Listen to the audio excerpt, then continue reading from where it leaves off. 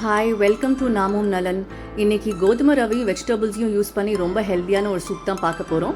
இதுக்கு 1/2 கப் கோதுமை, 3 ஸ்பூன் ஊற வச்ச கடலைப்பருப்பு, 3 கப் தண்ணி எல்லாம் சேர்த்துட்டு 3 விசிலுக்கு மீடியம் ஃப்ளேமில் ப்ரெஷர் குக் பண்ணி எடுத்துக்கோங்க. இப்போ ஒரு கடாயில் கொஞ்சமாக எண்ணெய், சீரகம், கருவேப்பிலை, 4 பச்சை மிளகா, கொஞ்சமாக இஞ்சி, ஒரு நறுக்கின வெங்காயம் எல்லாத்தையும் சேர்த்துட்டு நல்லா வதக்கி விட்டுக்குவோம்.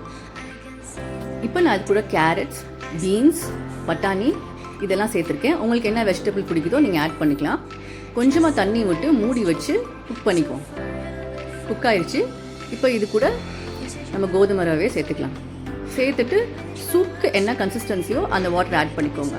கொஞ்சமாக மஞ்சள் தூள், உப்பு சேர்த்து கொதிக்க விடுங்க. கொதி வந்தவுடனே மல்லி இலை சேர்த்துட்டு நல்லா சுட சுட சர்வ் பண்ணுங்கள். அவ்வளோதான், ஹெல்த்தியான சூப் ரெடி. ட்ரை பண்ணி பார்த்துட்டு எப்படி இருக்குன்னு சொல்லுங்கள். தேங்க்யூ.